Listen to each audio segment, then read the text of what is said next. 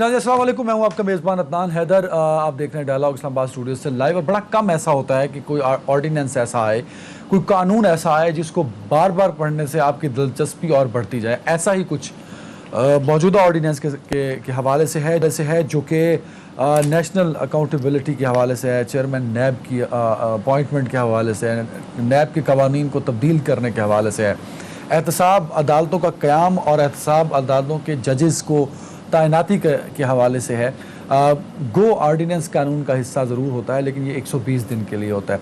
अब ये जो सदर साहब ने ऑर्डिनेंस इशू किया, इसको पढ़ते हैं आप तो कहीं आपको हंसी भी आती है, कहीं आप हैरान भी होते हैं कि ये हुकूमत जो एहतसाब की बात करती थी, ये हुकूमत जो कहती थी कि करप्शन का खात्मा होगा, ये हुकूमत जो कहती थी कि हम इदारों को मजबूत करेंगे, लेकिन इस ऑर्डिनेंस के बाद लगता ये है कि नैब की रही सही साख भी ख़त्म हो जाएगी। क्योंकि नैब पर हम मीडिया वाले एतराज़ को तो एतराज़ समझा ही नहीं जाता। अगर हम बात करें मुअज़्ज़ज़ अदलिया की, तो अदलिया के मुअज़्ज़ज़ जजों ने कई मरतबा नैब के तरीक़ाकार, नैब की प्रोसिक्यूशन, नैब के चेयरमैन की कारकर्दगी को हम सवालिया निशान बनाया। तो चाहिए तो ये था कि हुकूमत आला अदलिया की डायरेक्शंस को समझते हुए, उनके रिमार्क को सामने रखते हुए नैब की कारकर्दगी और चेयरमैन नैब को इफेक्टिव करने के हवाले से इकदाम करती, लेकिन ऐसा हुआ नहीं। मौजूदा हुकूमत ने, प्रेसिडेंट ऑफ पाकिस्तान ने एक ऑर्डिनेंस इमरान खान साहब के कहने पर ही इशू किया, जिसमें कई एतराज़ात अपोजिशन को भी हैं। मीडिया के बहुत सारे लोग उस पर तनकीद कर रहे हैं और उस पर अपने तहफ़्फ़ुज़ात का इजहार कर रहे हैं, जबकि पाकिस्तान तहरीक इंसाफ और उसके वज़रा बड़े भरपूर अंदाज से इस ऑर्डिनेंस का दिफा भी कर रहे हैं और ये भी कह रहे हैं कि ये मुस्तकिल कानून का हिस्सा बना दिया जाएगा। ये कैसे बनेगा, इस पर भी एक डिबेट बड़ी ज़रूरी है। तो मतलब प्रोग्राम के पहले हिस्से में हम इस पर बात करेंगे और प्रोग्राम के दूसरे हिस्से में हम अफगानिस्तान में आज होने वाली दहशतगर्दी, और प्रोग्राम के तीसरे हिस्से में हम बात करेंगे बलूचिस्तान के वज़ीर आला की जो कुर्सी है वो ख़तरे में है। तो ऐसा क्यों है, ज़रा इस पर भी हम बात करेंगे। और इस पर बात करने के लिए मुझे ज्वाइन किया है काफ़ी सीनियर तज्ज़ियाकार और एंकर पर्सन अली हसन मुमताज़ ने ज्वाइन कर चुके हैं, तो उनका बहुत शुक्रिया। सीनियर तज्ज़ियाकार ब्रिगेडियर हारिस नवाज साहब हैं, ज्वाइन कर चुके हैं, तो उनका भी बहुत शुक्रिया। क्योंकि आज मुद्दत मुलाजमत ख़त्म हो रही है चेयरमैन नैब जावेद इकबाल साहब की, लेकिन कल भी वो चेयरमैन नैब हैं as per this ordinance next 120 days. और यही सेम ऑर्डिनेंस सदर साहब दूसरी दफ़ा भी इशू कर सकते हैं, मतलब मज़ीद 120 दिन के लिए। तो 240 दिन यूँ समझिए कि मौजूदा चेयरमैन नैब के पास होंगे। ये तो एक बात है। और दूसरी, उसकी एप्लीकेशन के हवाले से जब बात करते हैं तो नैब के पास और नैब के चेयरमैन के पास जो अख्तियारात थे, तकरीबन 80% वो हुकूमत वक्त ने with the help of this ordinance वो भी ले लिए। अली मुमताज़ साहब, इस ऑर्डिनेंस के बाद इमरान खान साहब का ये नारा कि एहतसाब होगा, इदारे और ख़ास तौर पर नैब मजबूत होगी, उसमें किस हद तक अब सदाकत रही सर? बिल्कुल भी सदाकत इसमें नहीं रही। अब तो ये पीछे कुछ बचा कुचा है ही नहीं, क्योंकि पाकिस्तान तहरीक इंसाफ की हुकूमत में आने से पहले यही बात करती रही कि जी इदारों को मुस्तहकम किया जाए, इदारों को अपने मकासद के लिए इस्तेमाल ना किया जाए। और इदारों को मुस्तहकम क्या किया है कि जब से इक़्तिदार संभाला है, तमाम इदारे ये मोरलेस उन पर बहुत से सवालात उठते हैं और उनकी जो परफॉर्मेंस है वो यकीनन डिबेटेबल है। दूसरी तरफ, जैसे कि आपने अपने प्रोग्राम के इब्तिदाइया में कहा है कि इसकी जो इफेक्टिवनेस है नैब की वो खत्म हो गई है। कहते थे एनआरओ नहीं देंगे, लेकिन इसमें आपने एनआरओ नहीं दिया तो और क्या दे दिया है। फिर जो गुज़श्ता 3 सालों में जिन लोगों के खिलाफ केसेस चलते रहे हैं, क्या आप उनसे माजरत करेंगे जब आप कहते हैं कि इख्तियारात का इस्तेमाल मिस यूज हो रहा था? और फिर आप कहते हैं कि नैब के पास वो वसाइल नहीं थे। अब नैब के पास अगर वसाइल नहीं थे तो वो नैब को उसकी कैपेसिटी बिल्डिंग तो गवर्नमेंट का काम है। फिर आप उसको ले जाते हैं गुज़श्ता दौरे हुकूमत पे, इससे पहले भी कि इससे पहले गवर्नमेंट्स क्या करती रही हैं, वो छोड़े जो भी करती रही हैं। आप बताएं कि आपने 3 सालों में क्या किया। आपने एक ऑर्डिनेंस फैक्ट्री तैयार कर दी है। असेंबलीज का जो मकसद है वो मकसद ही फिर खत्म हो जाता है। असेंबलीज किस लिए हैं कि अगर आपने जाकर वहां पर इख्तिलाफ तो जमहूरियत का हिस्सा है, जमहूरियत का हुस्न है। अगर इख्तिलाफ आपसे बर्दाश्त नहीं होता, आप लोगों को साथ लेके नहीं चल सकते, तो फिर आपके साथ बहुत ही कुछ सीरियस किस्म का मसला है। ऑर्डिनेंस के जरिए आप समझते हैं जी बाहर से काम को हल कर लें, मकसद अपना पूरा कर लें, फिर उसके बाद में देखा जाएगा। अब ये मामला फिर असेंबलियों में जाएगा, जाकर वहां पर 120 दिन, जैसे कि आपने कहा कि 120 दिन के अंदर अगर ये मसला हल नहीं होता तो फिर उसके बाद मजीद एक्सटेंशन भी मिल सकती है। और आपने इस्तिस्ना दे दी है फेडरल कैबिनेट को, आपने दे दी है ज़ैली कमेटियों को, आपने इसके अलावा मुख्तलिफ इदारों को दे दी है। जहां बड़ी करप्शन हो सकती थी वो सारे मुस्तस्ना हो गए सर। सबको आपने जो है वो रिलीफ दे दिया, किसी से कुछ नहीं पूछा जाएगा। एहसन इकबाल साहब का जो केस है उसमें उनको रिलीफ मिल जाएगा, मिफ्ता इस्माइल साहब का जो केस है उसमें उनको रिलीफ मिल जाएगा। तो फिर पीछे नैब का काम क्या रह जाता है? चीनी वालों को, अली मुमताज साहब, चीनी वालों को, आटा वालों को यूटिलिटी स्टोर वालों को, दवाइयों वालों को, सबको ही इस्तिस्ना हो गया ना सर। सबको फ्री हैंड मिल गया कि जिसका जो जी में आए वो करता चला जाए। और ब्रिगेडियर शायद हो साहब, सकता है। ब्रिगेडियर साहब, आपने जी हमेशा सपोर्ट किया इमरान खान साहब और तहरीक इंसाफ के इक़दामात को, कई अच्छे भी हैं सर, नो डाउट, सारे बुरे नहीं हैं। इस ऑर्डिनेंस के बाद आपकी क्या राय रही है सर अबाउट द एहतसाब and accountability and corruption? Imran Khan साहब के नारे हैं सर ये सारे। देखें, ये इमरान खान साहब जब आए थे तो उनके मैनिफेस्टो में था कि मुल्क से करप्शन ख़त्म करेंगे, मुल्क का लुटा हुआ पैसा वापस लेकर आएंगे और उसके बाद मुल्क के मौसमी हालात बेहतर करेंगे, आम लोगों के हालात ठीक करेंगे। अब उनको पूरी तरह ये नहीं कर सके। ख़ास तौर पे देखें, ये जो आया था नैब ऑर्डिनेंस 1999 में आया था। तरीका ये होता है कि आप इसको 8-10 से इस्तेमाल करते हैं, उसके बाद अब इस पर नुक्स देखते हैं कि क्या इसमें स्नैक्स हैं, उसको अब इम्प्रूव करते हैं। फॉर इंस्टेंस, अगर आपके पास आपके प्रोसिक्यूटर्स वीक होते हैं, यंग होते हैं, उनको 1 लाख पे ले आते हैं, दे कांट डिलीवर, सो आपको इसको और इम्प्रूव करना चाहिए था कि नैब के चेयरमैन को या तो ऑथराइज करते हैं कि जी वो अपनी मर्जी के केस टू केस बेसिस पे प्रोसिक्यूटर को हायर करेंगे। मैचिंग लाइक अगर ख्वाजा हारिस एक तरफ एडवोकेट हैं, उनके 4-5 और जूनियर लॉयर्स हैं, लाइकवाइज उनके मुकाबले पे आप हायर करें, so that mega corruption cases में defence and prosecution should be very strong. और जब इंक्वायरी होती है उस स्टेज के ऊपर भी आईओ के साथ कोई लॉ अफसर अच्छा होना चाहिए जो उसको गाइड करे लॉ मैटर्स के ऊपर कि जब आप इस स्टेज ऐसे करेंगे तो इसमें ये ख़त्म स्नैक हो जाएंगे, जिससे आइंदा के लिए डिफेंस को फ़ायदा होगा। ये चीज़ें करने की होती हैं। या आप और कैपेसिटी नैब की बढ़ा लें, आप कोई भी इम्प्रूवमेंट करें तो वो आपको कुछ करना चाहिए, बजाय कि अगर आप उसके विंग्स क्लिप कर दें, उसकी जो स्ट्रेंथ है या टीथ उसके ख़त्म कर दें, तो फिर आपको क्या फ़ायदा ऐसे एहतसाब करने का। ख़ास तौर पे जब एक ही आपका कौमी एहतसाब का अदारा है जिसको सारी दुनिया बुरा भला कह रही है, इसका मतलब है कि नैब कोई ना कोई काम कर रहा था और इसीलिए लोग डर रहे थे कि वो अब अगर जिस तरीके से आपने इसके सारा ब्यूरोक्रेसी को ख़त्म कर दिया, पॉलिटिक्स को ख़त्म कर दिया, बिजनेस कम्युनिटी, FBR, सो ख़त्म कर दिया, तो इसका कोई फ़ायदा नहीं रह जाता। लेकिन ये मिली भगत ऑपोजिशन की और गवर्नमेंट की दोनों की है। जो ऑपोजिशन ने पहले एहतसाब कमीशन मारा था उससे ज़्यादा पॉइंट थे, वही इन्होंने आधे इनकॉर्पोरेट और करके डाल दिए। तो आई थिंक इसके ऊपर गवर्नमेंट को रिव्यू जरूर करना चाहिए।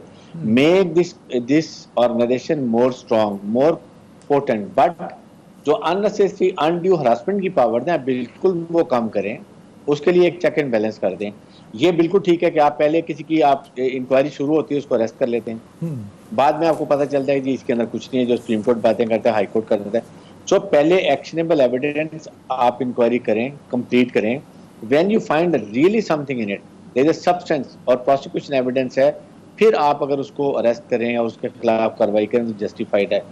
क्योंकि इसमें बदनामी भी होती है, पूरी फैमिली होती है, पूरी कम्युनिटी होती है, उसको शर्मिंदा होना पड़ता है। तो ये चीजें अगर आप करते तो बेहतर था, बट लेकिन आपने नहीं किया। अच्छा, अली मुमताज साहब, आपके लोगों को फर्क करते सर, चेयरमैन नैब की क्योंकि तौसीह भी हो चुकी इस ऑर्डिनेंस के बाद, और दूसरा जो अपॉइंटमेंट है उसमें अपोजिशन लीडर के रोल को कम करने के लिए भी एक शिक डाली गई है, और जो डेफिनेटली अपॉइंटमेंट अब प्रेसिडेंट करेगा with the consultation of the leader of house and the leader of opposition in national assembly. तो ये जो तरीकाकार में थोड़ा तब्दील करके उसमें सुकून डालने की कोशिश की है, क्या ये मेरिट को बरकरार रखने के लिए या किसी कम्पिटेंट बंदे को चेयरमैन नैब लगाने के लिए है? ये जो अपोजिशन का एतराज़ है कि हुकूमत जो है वो एक अपने मतलब का चेयरमैन नैब लगाना चाहती है और इसको एक्सटेंशन देना चाहती है फॉर देयर ओन बेनिफिट्स, ये परसेप्शन ठीक है सर? देखिए, बात यह है कि गवर्नमेंट तो यही चाहेगी कि अपनी मर्जी के बंदे को लगाया जाए, लेकिन अब खैर किसी को भी लगा दें उससे क्या फर्क पड़ता है, क्योंकि जैसे कि अभी हारिस नवाज साहब कह रहे थे कि when you have taken there teeth away, तो फिर तो आप चाहे जिसको मर्जी लगा लें, अब तो हर किसी को छूट है। पहले प्रोसेस में यह था कि प्राइम मिनिस्टर साहब और अपोजिशन लीडर जो है उनकी कंसल्टेशन होगी और ये मीनिंगफुल कंसल्टेशन होगी तो ही ये बात तय हो सकेगी। अब प्रेसिडेंट के पास इख्तियार है, प्रेसिडेंट साहब आगे को, बल्कि प्रेसिडेंट साहब कंसल्टेशन कर रहे होंगे leader of the house and leader of the opposition से। अगर वहां मामला हल नहीं होता तो फिर ये पार्लिमानी कमेटी तक जाएगा, और पार्लिमानी कमेटी के अंदर अभी तकरीबन 12 लोग बताए गए हैं कि 12 लोग उसका हिस्सा होंगे, जिसमें हुकूमत से भी होंगे, ऑपोजिशन से भी होंगे और सेनेट के भी उसमें लोग होंगे। लेकिन बात यह है कि तरीकाकार चाहे आप वो वाला रख लें या ये रख लें, असल बात है कि जो ऑर्डिनेंस ला कर, एक तो ये कि जो मौजूदा चेयरमैन है उनको एक्सटेंशन मिल गई है, दूसरी तरफ ये कि इस ऑर्डिनेंस के अंदर जो आपने जो रिलीफ दिया है, जो पहले नैब के पास इख्तियारात थे, वो इख्तियारात ही आपने ले लिए हैं, तो चाहे कोई ही वैसे अली मुमताज साहब, ऑर्डिनेंस कानून तो है, उसका एहतराम हम सब पर जरूरी है, एक इखलाकी फर्ज भी है हमारा। क्या चेयरमैन नैब को इसमें अपना रिस्पांस देना नहीं चाहिए था कि उनके इदारे को इतना बेवकूफ़ कर दिया, उससे उसके जो मेजर अख्तियारात थे वो ले लिए, इस ऑर्डिनेंस के बाद बड़े केसेस पर जो है जो नैब के पास थे वो खत्म हो जाएंगे, तो उसमें तो चेयरमैन नैब या नैब का एक कुछ जवाब आना नहीं चाहिए था, या लीगली वो दे नहीं सकते जवाब, या कुछ बात? He has got nothing to lose. He has got nothing to lose. उनका तो ये है ना कि उनकी तो मुद्दत मुकम्मल हो गई थी, उनको एक्सटेंशन मिल गई है।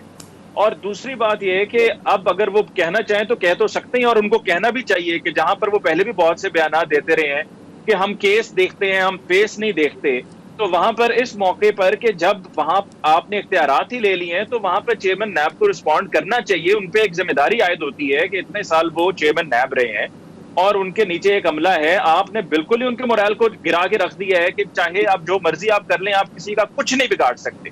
हाँ, ये बात बिल्कुल ठीक है आरिफ नवाज साहब की कि जहां जहां प्रॉब्लम्स थी, जो लोगों को अनड्यू हरास किया जाता था, वो नहीं होना चाहिए। लेकिन फिर आपने ये भी साथ में इंडोर्स कर लिया और आपने एतराफ किया है कि गुज़श्ता 3 सालों में आपका ये जो सिलसिला नैब का चलता रहा है वो बिल्कुल सरासर गलत था। जो तरीकाकार आपने अब अपनाया, और जैसा कि आपने कहा है कि जी ऑर्डिनेंस का हमें एहतराम करना चाहिए, कानून तो है, बिल्कुल करना चाहिए, सब करते हैं, लेकिन एतराज हम सबको ये है कि ये काम ऑर्डिनेंस के जरिए नहीं, एक ऑर्डिनेंस की फैक्ट्री की छाप लग चुकी है पाकिस्तान तहरीक इंसाफ की हुकूमत पर, ये असेंबलियों से काम कर रहा है। अली मुमताज साहब, इस ऑर्डिनेंस की एक लाइफ होती है 120 दिन, क्या वो 120 दिन ही है, या दूसरी दफा सदर साहब इशू कर देंगे 240 दिन हो जाएगी, या आपको ये पाकिस्तान का कानून बनता दिखाई दे रहा है ये ऑर्डिनेंस? सर जी, ये कानून बन जाएगा, क्योंकि देखिए ऑपोजिशन ने सियासत करनी है और सियासी बयानात देने हैं और उन्होंने एतराज़ात उठाने हैं। उन्होंने किसी बात पर ऐसा नहीं होगा कि वो कह दें कि हाँ जी बहुत अच्छा काम आपने किया। आप कभी भी किसी पीटीआई वाले को पीएमएलएन की कारकर्दगी में कह दें कि जी तारीफें कर दें, उनसे नहीं होंगी। पीएमएलएन से कहते हैं हुकूमत की तारीफें करें, उनसे तारीफें नहीं होंगी, बिकॉज उनका ये काम है, उन्होंने तो अपोज करना ही करना है, उन्होंने तनकीद करनी है और ये उनकी सियासत का हिस्सा है। लेकिन ये मिली भगत है और ये दोनों के अपोजिशन और हुकूमत ने मिलकर इस मामले को अंडरस्टैंडिंग के तहत इसको सेटल कर लिया है और ये वाकई में सही मानों में ये एनआरओ है। और जब सेटल कर लिया है तो ये असेंबलियों से भी पास हो जाएगा। एक आखिरी कमेंट, ब्रेक पे जाना है ब्रिगेडियर साहब। लोग कहते हैं कि दिस ऑर्डिनेंस जो नैब के लिए आया ये मक्तल है, हुकूमत कातिल है और नैब मकतूल है। क्या बात ये दुरुस्त है सर, ये मफरूजा या जो बात बार बार? देखें, ऐसी बात नहीं होगी, इसलिए कि जाहिर है कि जब ये ड्राफ्ट बन रहा होगा नैब ने भी अपने कमेंट्स दिए होंगे, अपनी रिकमेंडेशंस दी होंगी, उसके बाद जो लॉ मिनिस्ट्री में गया होगा वहां से प्रेसिडेंशियल ऑर्डर के लिए, वहां पर ऑर्डिनेंस के लिए नहीं, डायरेक्ट भेजा गया है मिनिस्ट्री ऑफ लॉ से नहीं, लेकिन इससे पहले इनपुट ली होगी आई एम श्योर के नैब से कि जी आपकी इसके क्या राय है।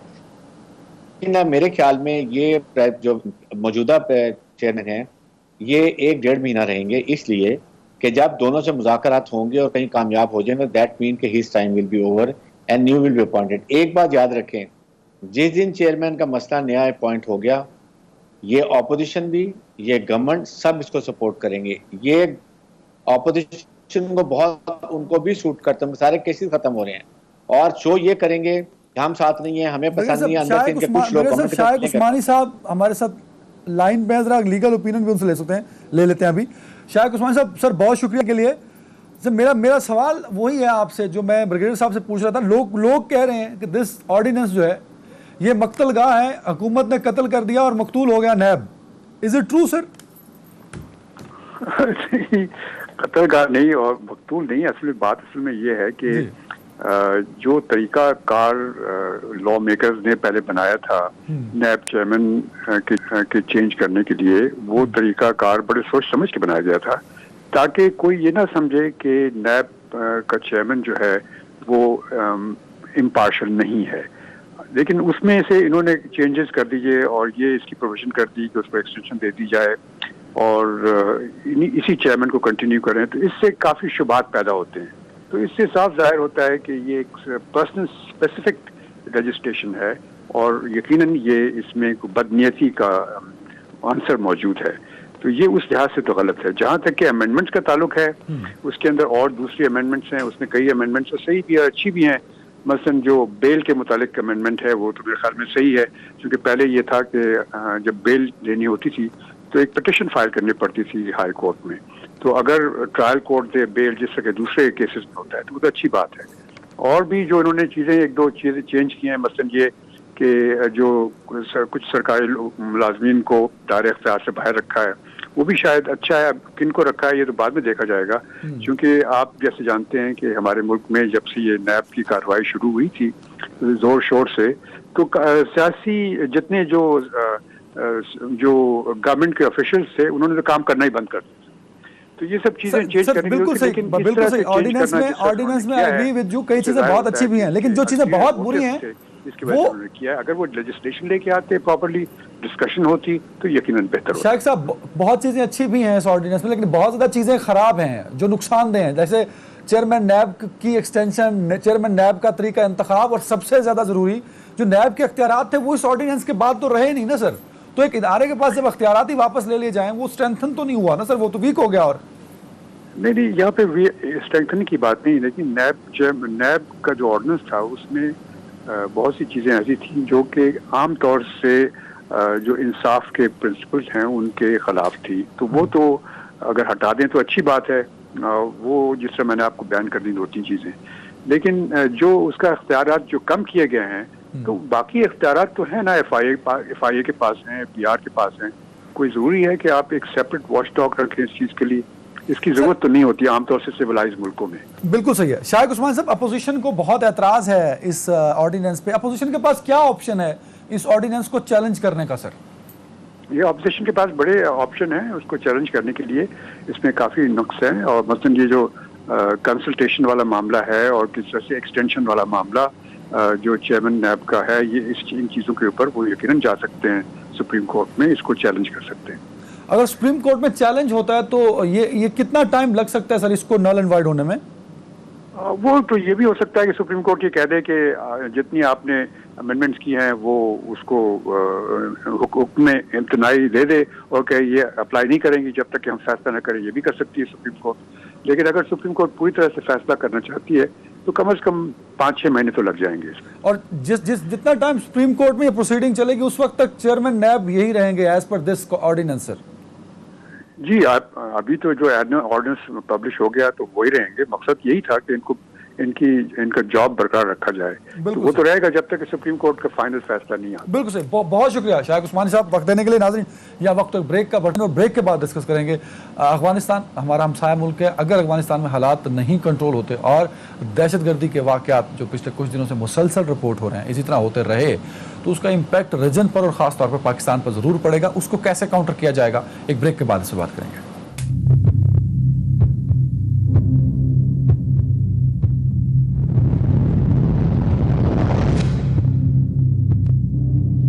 जी हाँ जी, वेलकम बैक। शाहिद रिंद साहब ने कोयटा से ज्वाइन किया, सीनियर सहाफ़ी हैं। शाहिद रिंद साहब, बहुत शुक्रिया वक्त देने के लिए। बगैर साहब, आपकी तरफ आना चाहूँगा। अफगानिस्तान में ये जो दहशतगर्दी के वाक़यात बढ़ रहे हैं इसका खदशा सबने पहले जाहिर कर दिया था। दाइश की एग्जिस्टेंस और दाइश की मुसलसल जो कार्रवाइयाँ गुज़श्ता 3-4 साल से वहाँ रहीं और दाइश की होने वाली एक्टिविटीज़ पर इंटेलिजेंस रिपोर्ट्स भी बहुत सारी मौजूद थी।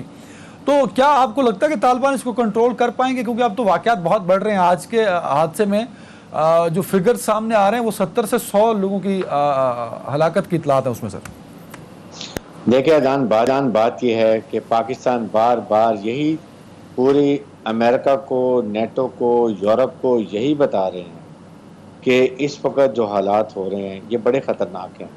बार बार जो पाकिस्तान कहता है अफगानिस्तान में पीस होना चाहिए, अमन होना चाहिए, स्टेबल गवर्नमेंट होनी चाहिए, उसके लिए कुछ लवाजमात हैं। सबसे इम्पोर्टेंट बात है कि ये बहुत ही नाइंसाफ़ी है यूरोप की और अमेरिका की और UN की कि वो इस वक्त अफगानिस्तान को उन्होंने सब खुला छोड़ दिया है, बेयारो मददगार छोड़ दिया है। और उसके साथ अगर आप देखें तो उनका पैसा भी फ्रीज कर लिया, $9 बिलियन, तमाम इकोनॉमिक एड बंद कर दी है।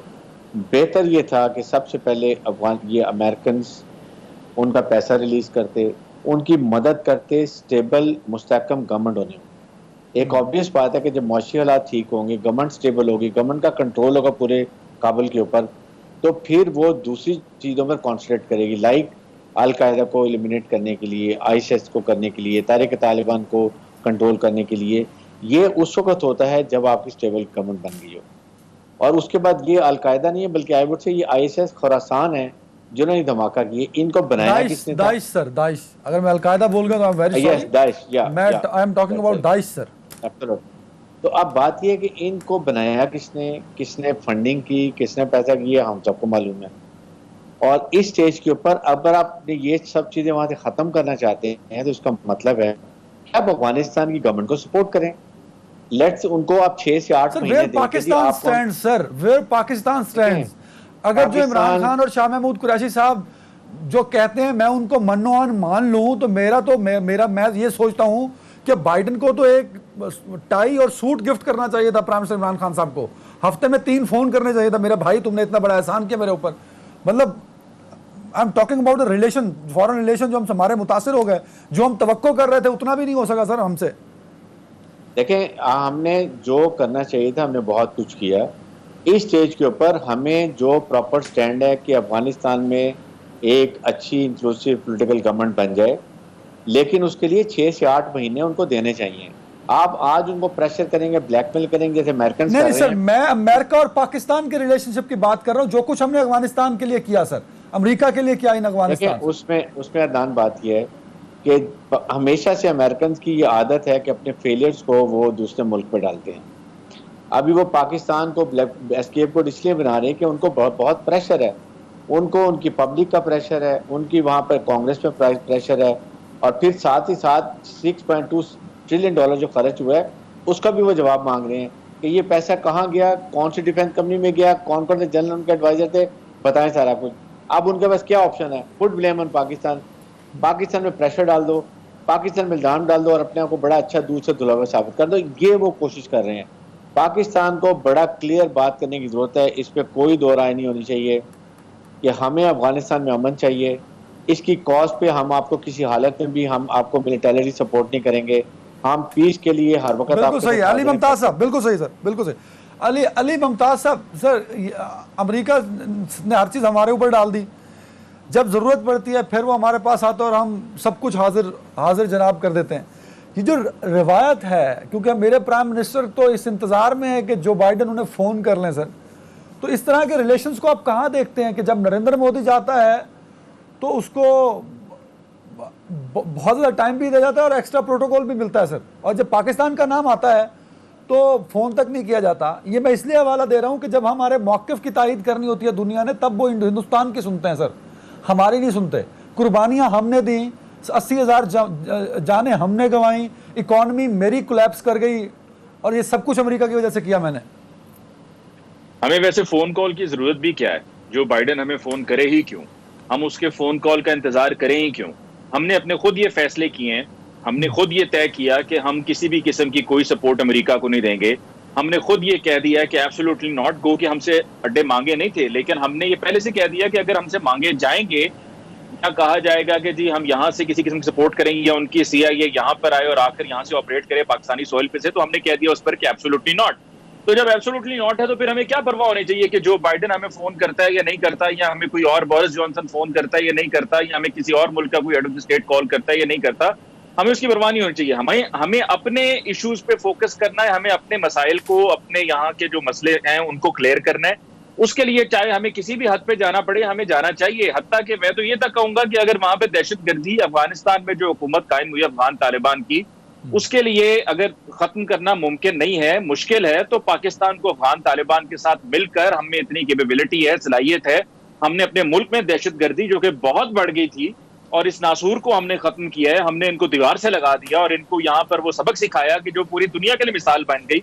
तो हमें अफगान तालिबान के साथ मिलके वहां पर ब्रेक पे भी जाना, मुझे तारिक रिंद साहब की जान में जाना है, शायद रिंद साहब की जान। शायद साहब बहुत शुक्रिया सर।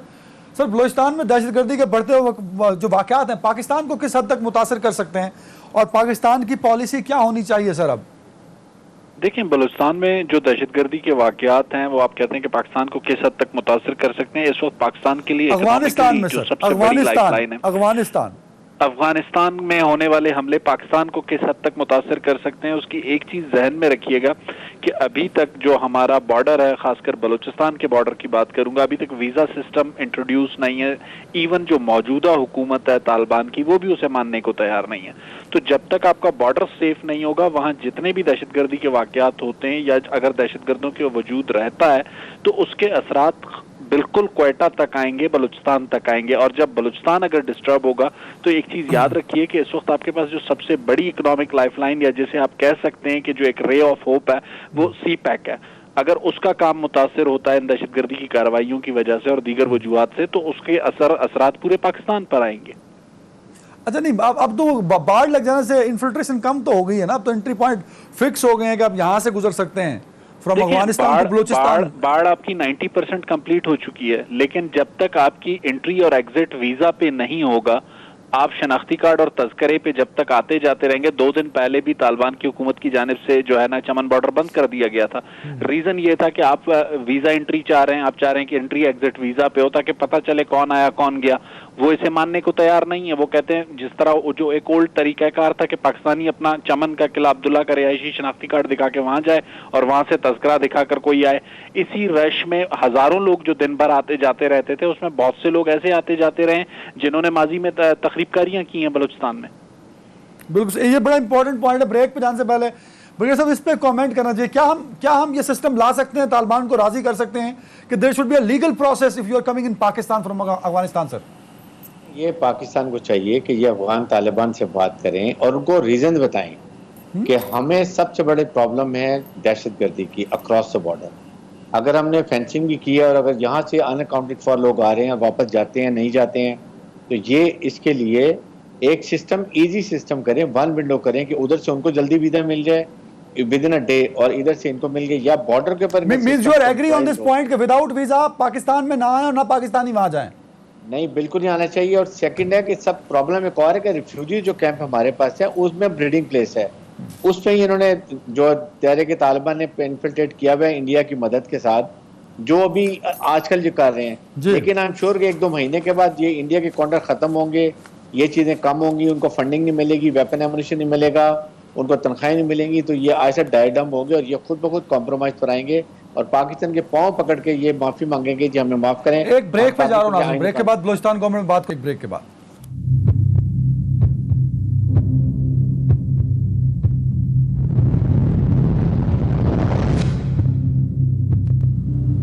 Welcome back. शायद रिंद साहब, बलूचिस्तान के वज़ीर आला जाम कमाल साहब का कमाल क्यों पसंद नहीं आ रहा वहाँ के प्रोविंशियल मेंबर असम्बलीज को, और बार बार उनके खिलाफ बगावत की खबरें आ रही हैं, कुछ तो इस्तीफे भी दे दिए गए। ज़रा बताइएगा अपडेट क्या है इस वक्त ताज़ा तरीन वहाँ पे क्वेटा में? देखिए, ताज़ा तरीन तो इस वक्त सूरत हाल यही है कि जो एक सियासी गर्द है वो बहुत शिद्दत के साथ चल रही है और अभी तक उसे ना तो जाम कमाल काबू कर सके हैं, ना जो नाराज अराकीन है वो सूरत हाल को अपने कंट्रोल में ले सकें।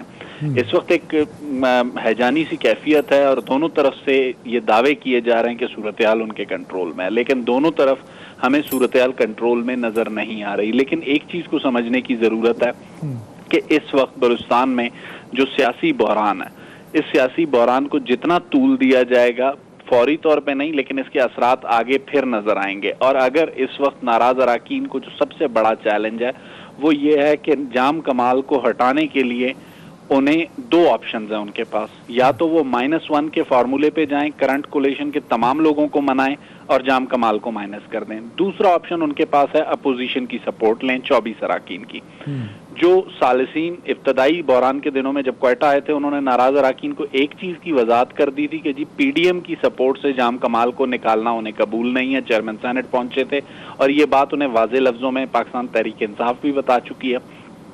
तो अब इम्तहान जो नाराज अराकीन के लिए है वो ये है कि जो करंट कोलिशन है 41 मेंबर्स का, उसमें वो किसी तरीके से जाम कमाल को माइनस करने की कोशिश करें। तो उसके लिए सबसे पहले नाराज अराकीन को बलूचिस्तान अवामी पार्टी की जो 24 रुकनी पार्लिमानी पार्टी है वहां अक्सरियत की जरूरत है, और फिर उसके बाद जो दीगर इत्तेहादी जमातें हैं जिनमें पाकिस्तान तहरीक इंसाफ, अवामी नेशनल पार्टी, हज़ारा डेमोक्रेटिक पार्टी और इसके अलावा JWP हैं, उन्हें मनाने की जरूरत है। तो ये एक ऐसा लेंथी प्रोसेस है। पहले तो वो अपनी पार्टी में अक्सरियत को शो करें, पार्लियामेंट लीडर तब्दील करें। जाम कमाल वज़ीर आला बलूचिस्तान नज़र आ रहे हैं अगले महीनों में और 1.5 साल 2 साल जो रह गया? देखिए अदनान, नजूमी तो मैं नहीं हूं, लेकिन जो एज अ पॉलिटिकल असेसमेंट मुझे ये नजर आ रही है कि जाम कमाल को अगर इस वक्त बलूचिस्तान में निकाला जाता है किसी भी सूरत में, चाहे उनके नाराज अरकान निकालें, अपोजिशन के साथ मिलकर निकालें या -1 करें, ये एक ऐसा डेंट होगा जो कोलिशन गवर्नमेंट चाहे बलूचिस्तान में है, चाहे मरकज में है या पंजाब में है। उसके बाद आप देखें कि आपकी मरकज की जो गवर्नमेंट है वो 4 वोटों पे खड़ी है और पंजाब की गवर्नमेंट 7 वोटों पे खड़ी है। अली मुमताज साहब, रेन साहब ये कह रहे हैं कि जाम कमाल को अगर हटाया गया या जाम कमाल के लिए वो खतरा क्रिएट किया गया तो उसका इम्पैक्ट इस्लामाबाद तक आएगा। सर देखिए, उनका कहना बिल्कुल दुरुस्त है। उसकी एक बहुत बड़ी वजह यह है कि जहां पर बैठे हुए हैं इनको वहां के तमाम मामलात की खबर है, और लेकिन जो इन्होंने आखिर में लॉजिक दी वो लॉजिक ज्यादा इंपॉर्टेंट है, और वो लॉजिक ये कि विफाक में हुकूमत जो है वो कितनी वोट्स के साथ या कितने मेंबरान के साथ हुकूमत बनाए बैठी है। ये वो वजह है कि जिसकी वजह से गो के वैसे देखा जाए तो बलूचिस्तान में ये शफलिंग्स वगैरह पहले भी होती रही है कई मरतबा, कोई नई बात नहीं है कि हम समझे कि ये होने जा रहे हैं और पीटीआई की गवर्नमेंट जो है वो खतरे में है और हालात बेकाबू हो चुके हैं। ये सारा जो उसका असर है ना, वो असर उस जाके बात पे आता है कि विफाक में हुकूमत पाकिस्तान तहरीक इंसाफ की है और कोलिशन है, और जितना फर्क है वो बहुत ही माइनर सा फर्क है।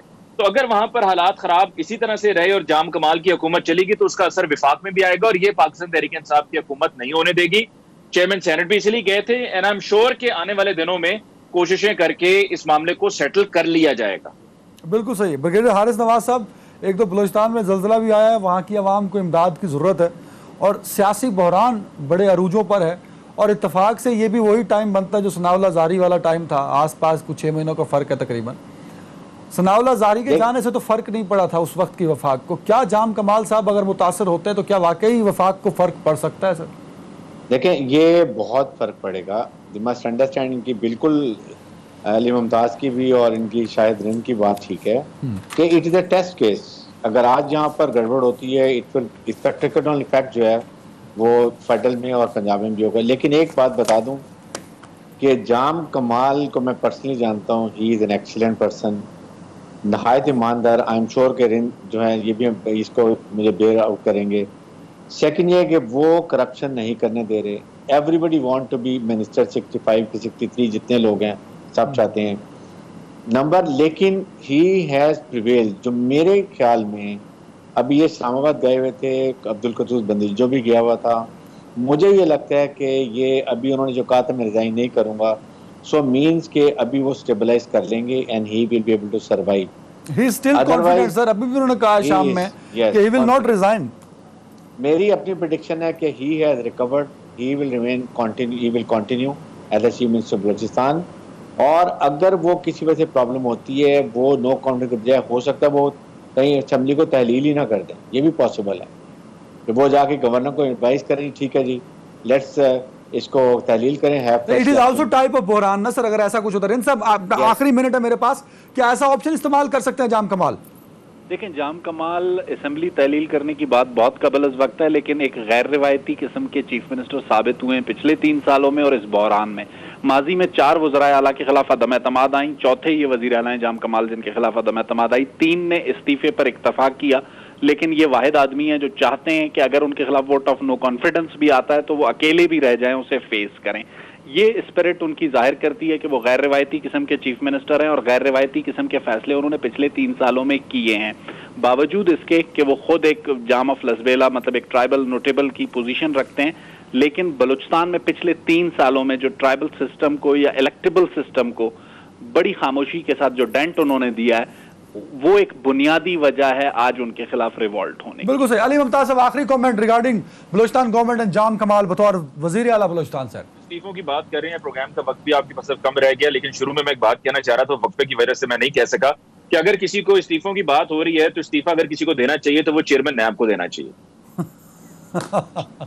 अच्छा चलो 30 सेकेंड इस पे हम सारे हंस ही सकते हैं। बोलो उसमें जाम कमाल पे कमेंट करते जल्दी से।